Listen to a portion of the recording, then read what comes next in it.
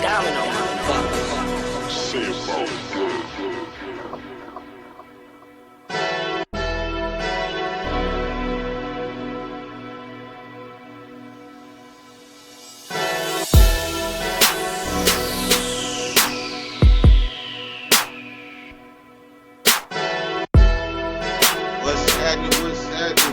Dirty Weather here with another fire interview, except this is the Holla View. So we welcoming people to the Holla View. What's the Holla View? The Holla View is I'm not interviewing you, you're not interviewing me, we just holler. We just hollering. So let me welcome my number one, first and only original strong homie, with my nigga. What's happening, man? Yeah, what's good, man? How you doing, brother? It's all good, man. It's all good. So let's talk about our history. Let's talk about our history so they know. Alright, you want me to explain it? Yeah, first let them know who you is, and then let's tell them my history. Alright, yo, what up, be your boy Mean from ITSAMEEM, though, and I'm chilling with Dirty Weather 916. And I'm gonna let you know how I got into Dirty Weather, though, man. I'm gonna sum it up so it ain't gonna be too boring. But for the most part, I would have watched them from West Washington shit. Like this shit, was keeping tabs on them.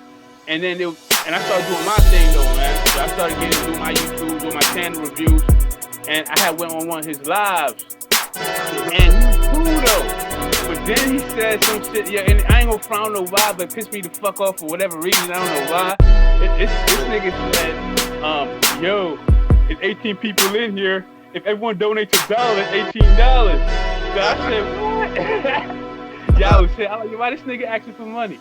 You feel me? But and another thing too, I would say though, man, is when I was doing the review though, I was being a little asshole because I was just trying to get a reaction. I started off with the Stone channel, not intentional, but it was more so practice to joke. Some people, people the shit, but I understood after a while everybody don't like it. People not gonna take it seriously. So I decided to take my channel directly to you serious.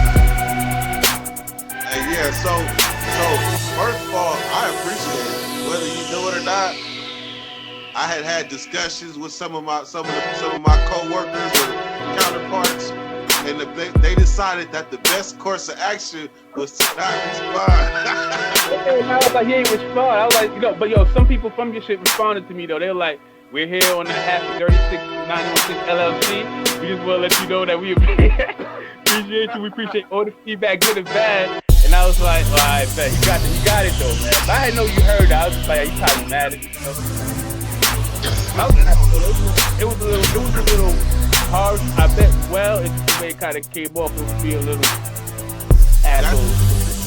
That's the thing about social media is that what you put out there is what you put out there. So sometimes we don't look at ourselves. So when somebody say something, that's like being forced to look at yourself. So I looked at my background. I'm like, wait a minute, man. My background could use a little help, though. You was right. So I was able to dissect what you were saying, take out the good, and throw away the bad. That's how I look at it. Yeah. But I wish I had more trolls. But and the way you said that though, I wish I had more trolls too. It was good when I had a lot of trolls. Once the trolls started you get positive. But I would say though, like I said before, I was definitely a fan still, and I thought you had a lot of great stories. And I guess I was looking from the outside in more so. Like I said, it was my opinion at the time. I definitely. Hey, not to cut you off, but yeah, go ahead, brother. As far as like the money, I had to understand that you had only seen one live. And if you would have put all my other lives, you would have seen that I really don't do that shit at all. At all. So that's what made me able to laugh. Because I'm like, I know he ain't really seen the journey. He ain't seen from how I started. And matter of fact, you know what? This is a good time to say this too. When I first started the Dirty Nation, do you know I was homeless? I was living in my car. Oh, word? I seen videos with you in your car though, but I never, but I understand though, brother, I do. I was going, That's I was going through hardship at that time, where the person that was next to me, which probably I don't know how far back my story you went, but the person next to me was making it the hardest for me. So my only outlet was to share my story, as I planned to do when I was inside. That was my plan. Get out and tell my story, because if there's one thing I know better than anything in life, and that's prison. Because I mean, I was in there more than half my life. So if there's one thing I know front and back, that's what it is. So why not make some money up off of it? Why not make some? And then when I started, there was nobody doing what I was doing. I didn't see nobody around. So I just kept talking my shit. I mean, shit, I by myself. Yeah, I feel you, brother. The closest thing that there was that I seen out there to what I was doing was probably Bosco. And Bosco he wasn't doing what I was doing. Next thing you know, the prison channel thing started taking off. Bam. Yeah. It just goes to show. Sometimes you might have to be a fair-skinned individual to get more airplay. That's just how it is. And next thing you know, you explode. So we all ended up in a position. We're all like players on the board to people. And in all reality, I already knew what I was doing because I put myself out there on TV. So I already knew what I was doing. That was my goal, to be able to have a platform to where I could talk to the world. That was my goal, to be able to help people that are affected by prison, or that know people that are in prison and want to know what they were going through, or people just to tell their testimony. That was my goal. And then another thing is that a lot of the homies that get out the pen, a lot of my homies that been in prison, they all got double digits. Like if I got prisoner friends, they all got like more than 10, 15 years in the system. And we know each other's history. That's the camaraderie. That's the wavelength that I move in. And truth of the matter is, hey man, I won't go too deep into no prison shit. I won't go too deep into no prison shit. Yeah, I respect that, brother. But truth of the matter is, man, once you put yourself out there, it's out there. So you can't really be working with emotions and stuff when you see stuff like that. So I looked at the positive of it. So I want to give you closure on that and let you know I am not in any way tripping on that. I thought it was cool. I wanted to respond hella bad. But I was, hey, you know how your board make an executive decision. They made an executive decision. We feel you should not respond. I was like, but damn. But I need to be real when they hit me back though. But I do want to say, I'll say this though, right? To jump on what you said. A lot of people don't understand, when motherfuckers talk about you, it's free promotion at the end of the day, good or bad though, man. And you can't get too but I'll say this too though, man. Like I never had no problem with the trolls. It's dealing with YouTubers that kind of caught me out of, off guard though. Cause I ain't know, like when motherfucker got a bigger certain platform and motherfuckers are listening and they get back, that's when I could see how people get kind of upset though, you feel me? Cause it's different when a motherfucker with no face is kind of talking shit about you, but when a motherfucker got a face and a platform, then I could see motherfuckers get mad though. Cause you got some people take it as an attack on their character and they automatically get defensive. They don't have the ability to look a step further. Like you said it. I think your channel has potential, and this is why it's not, but this is why it can. So you didn't all the way just slam me. It wasn't an all the way troll. Yeah, real nigga shit. I was just come a little bit more direct, just for more attention, if it make any sense. But it was from the hard dog. I seen the potential. I think that was the best. I think that was a good move for you, to be honest. It was though, but I'm gonna keep it G with you though, bro. It started getting kind of too toxic though. You feel me? And it was bringing my energy kind of toxic too. And people started playing with addresses and shit and a whole bunch of shit. So I said, and I was trying to get away from that negative shit anyway though. You feel me? Yeah. Because I ain't like the energy. I did hear something about that, and that was very unfortunate. And you know what? If I would have went through something similar, it probably might have changed me a little bit. But I'm not one to put negative energy in the universe, so it doesn't come back like that. Yeah, and that's what I'm saying. And that's what I'm saying. Nothing came back to me because I don't put no negative energy out there. But motherfuckers, some people don't know the difference between joking and trolling, you feel me? Because trolling to me is like if I say like I'm from another state and I'm like, oh, this nigga pussy or he a bitch or I'll fuck him up when I see him because I know I'm never gonna see you. You feel me? Yeah. Me joking is like saying like, yo, this nigga ugly or yo, his teeth crooked or you feel me? Some weird, joking. You know how niggas joke with niggas though. See, it's a difference. Cause I would never invite a nigga to my dick. I'll never disrespect a dude and say that he's getting by another dude. You feel me? Yeah, I got limits. Because still morals at the end of the day. A lot, because it's G shit at the end of the day. Still morals. You still gotta have because you still gotta represent yourself. Because if you faking the funk, it's gonna get exposed no matter what. So you better off just keeping it real, keeping it G. So that's how I felt. But it was bringing out the worst in me because I was reacting to it too. So I was like, yo, I don't want to put myself in the toxic energy because at the end of the day, I'm not worried about the people, the trolls you gotta deal with. Motherfuckers might start sending, SWAT to your crib or doing some bullshit. It'd be some loose shit going on out there, especially like on live interviews and stuff. I mean, not live interviews, but while they live, it'd be some bad shit going on. Yeah, you get caught because you putting your location out there. That's why I stopped putting my location out there. Because when a nigga followed me to my crib, I was like, oh, I bet. Because whoever did it's a coward anyway, though. Because if they was real, they would have. You feel me? But the point is, though, you going that hard to try to start something, even though I'm not really part of it. I'm reporting it. I'm talking about it, speaking my opinion on it, but I'm not part of it though. So, and like I said, shout out to everyone doing their thing. I got the heads up out of love, though. You feel me? It was no beef, no malice towards it. When I did get the heads up about it, though, man. In fact, shout out to K Frog and shout out to 1090 Jake for doing that, though. I appreciate that. It showed that it's no negative energy towards me. They understand, though. Even they may not agree with what I'm doing. They may think I'm clout chasing. There's still some kind of respect.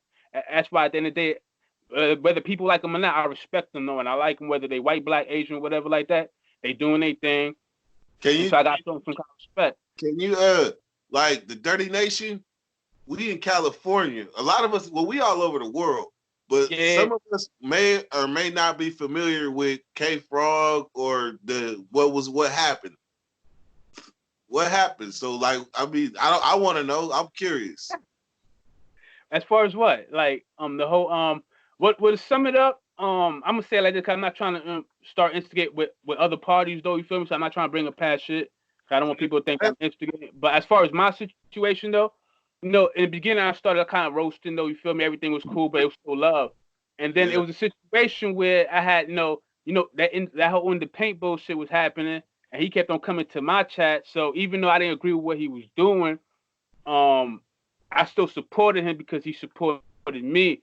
So even though he was saying some real foul, disrespectful shit to them, and I didn't agree with it, I thought it was it was bitch shit. I ain't gonna lie, it was 100%. But I was still supporting it, liking comments, and only because I like comments is because I like my comments too. When niggas say bad shit about me or disrespect me, I like it. I respond back to it because it's part of the game. Yeah. So it caught a little heat from that. It was a little back and forth between really. Kind of shout out to Pino too, little me and Pino, but it was resolved. Nothing but love for Pino. If you ever come to New York, drink on me. But it was just a little bullshit. But at the end of the day, Jake went on a live, said some shit I ain't like, and I responded back. But then I thought about it. Yo, he was right. You was right, yo. If you can't show love to something that you don't support. So I can't support this shit. If I say I don't support it, why am I liking it? So it kind of made me look at shit a little different. Stop liking certain shit. If I don't agree with it, why I like it? Because at the end of the day, people, it's because I deal with shit a certain way doesn't mean other people, and it's about a matter of respect too. At the end of the day, so it kind of made me. It's a learning experience at the end of the day. So so to switch subjects, where do you see? Because first off, have you been to prison before? No, I've never been to prison though, which is crazy though, right? I've never been to prison. So that means to me, from the inside, that means that you've had a bird's eye view at the coming of the prison channels and the explosion. Where do you think it's going in 2020? I think it has a lot of upside, but I hate to say, I think that it'll take one. But that's with any genre, though, even with the hip hop, it could get violent because people start talking about each other, And Yeah. you even when you see with the trolls though, so it's like a lot of time people really want to like.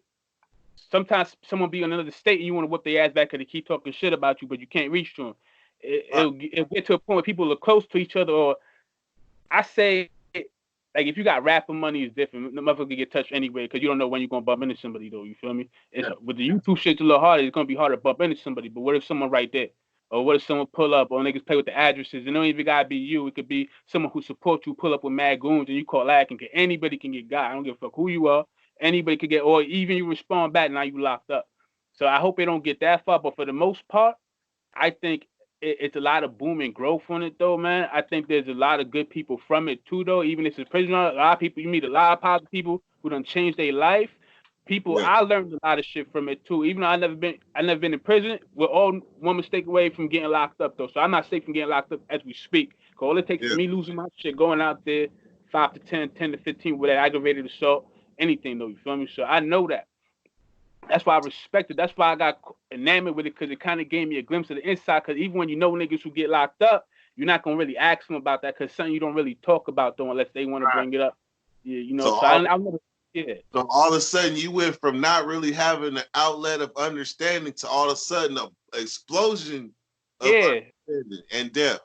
And from different point of view, from different states, because the stories are interesting though. You see what somebody goes through, the challenges, the stresses, the mental strength to come out from that and do something great to change their lives around. It's amazing though, brother. I respect it. Cause I've always seen people, and I respect it, especially the older heads who did the 18, did the dimes, did the 15, 20, and come out and keep their head, even though I know they going through PTSD, all kinds of shit though. It's respectful though, bro. Cause everybody can't do it. Everybody not built to be incarcerated though, bro. Cause even myself, I don't know if I've been incarcerated. If I was incarcerated, I don't know how that'd be. I can't. I'm not gonna talk all this tough shit in front like I'm gonna go in there and run shit. Nah, I don't know how it's gonna be for me though. So what would you have? Because you have somebody in front of you that has almost 20 years in, like Yeah, solid, with yeah. no bad nothing. So the thing is, what would you ask me? Like what were some questions you would want to know? Like what was it like? What would you want to know? I want to know. Yeah, I just want to know kind of like how was like mentally how was it like though? You feel me? Like did you ever see yourself coming out of it? Did you get so comfortable in there you thought you was gonna be there? How long like getting used to the violence? Like this how did change how did make you how did force you to be and what you end up becoming and what made you kind of change and say fuck it? What made you realize you were getting closer to home? Just little like just pretty much. So I'll pick one where you went. What you uh I'm not gonna sit here and say I was a model inmate at all. I was not a model inmate. I did everything up until the day I went home. So I'm not gonna say but in the being like I hustled how I hustled in there, and I made my money how I talked on cell phones. I did everything. I still smoked weed and all that, all up until the day I went home. So I'm not a model prisoner in the sense of they eyes, but in the sense of real niggas' eyes, hell yeah, I'm a model prisoner. And I did my thing. I did it my way. Yeah, So fact. but there was a time when I didn't care if I was going home or not. Like I said, I had a Buck Rogers day. Just think, this is the 90s. This is 1997, and they asking me, when you going home? When you going home, youngster? Man, 2013 somewhere. Man, that's a Buck Rogers day. Man, that's more than 15 years, and I'm just getting started. So I put going home. I put that up in my mind somewhere back there. If it happens, it happens. And then from there, I ended up putting it on the line like repeatedly, and that's kind of where how I kind of earned my name. I mean, I hate to say, I hate to make it seem like it's glorifying, but the truth of the fact of the matter is that's how you earn your stripes up in there. That's how you earn your respect, by violence. And I knew that early on.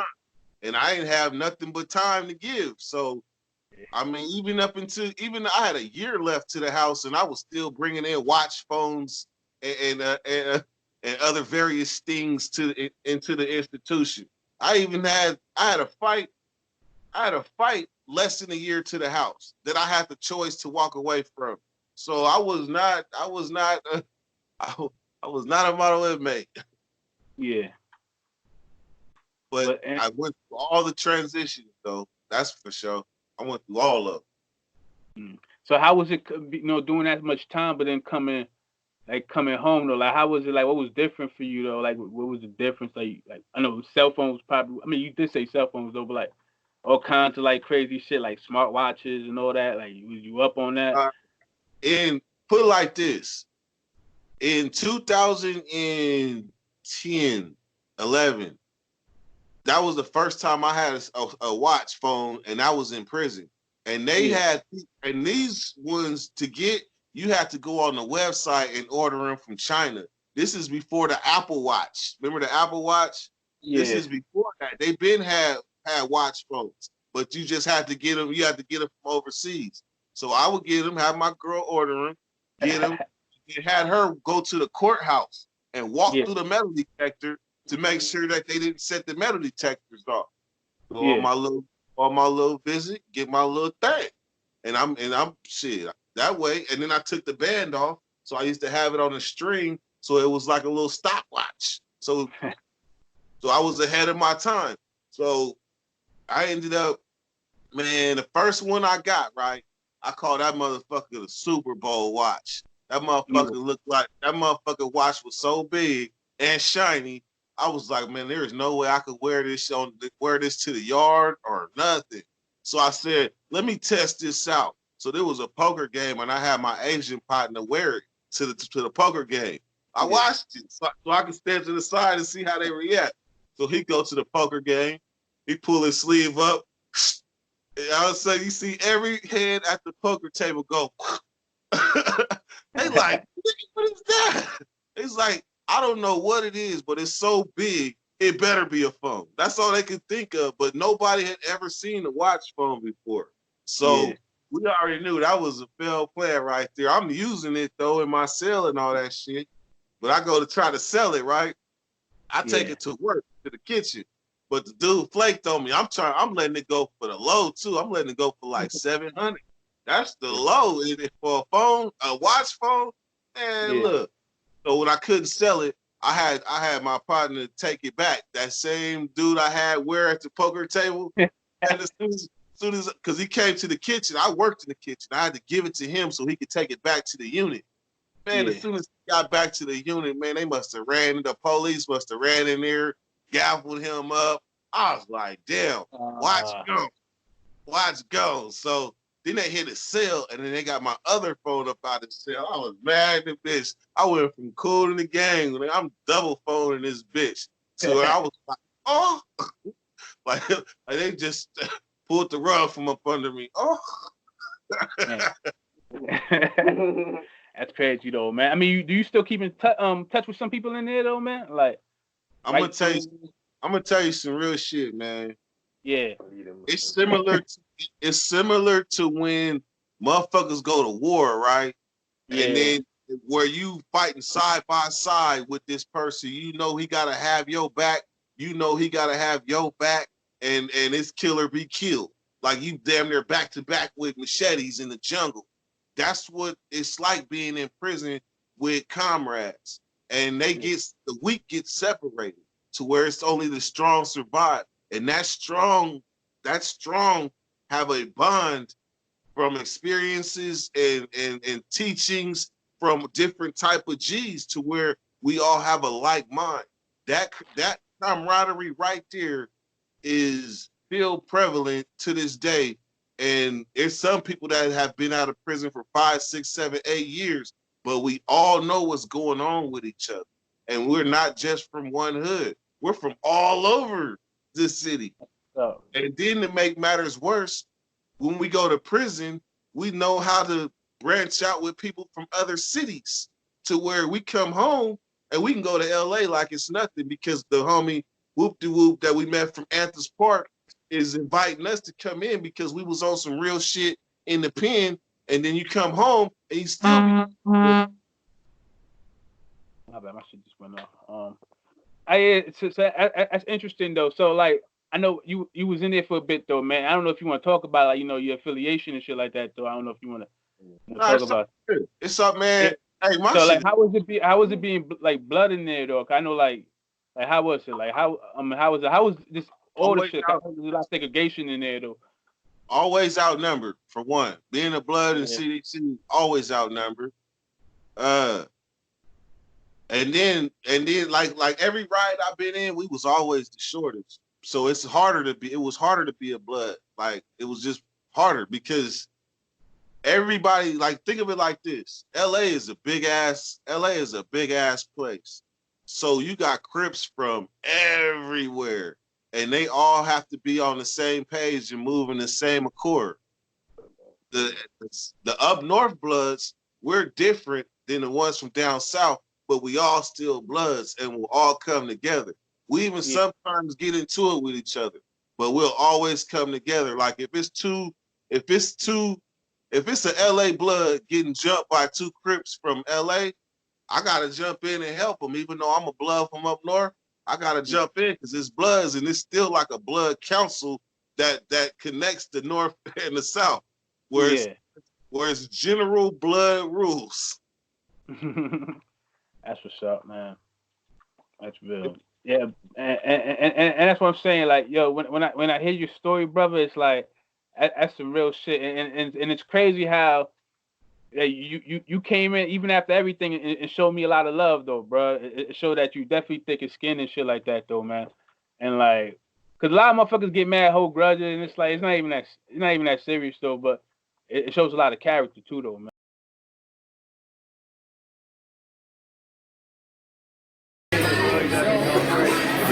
He doing a dab challenge. Whoa.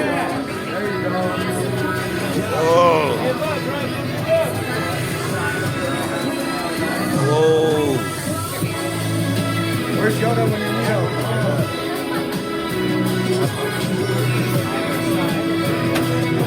Oh, he's gone.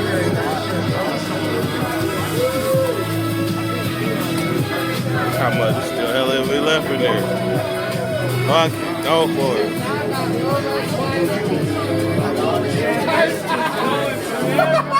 That's it, bro. That's the finale already. Take it out, homie. He did it?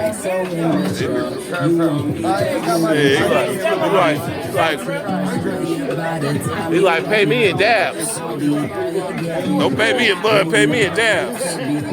It don't believe in words like that. Every day I turn my back on yesterday. That's wow. You stay no coming back. It's a Sunday afternoon. All of my He did that. Now you stuck in New York City while your dress is classy. Ain't nothing left in there. He did that. He did that. He handled that. Pay me a dab.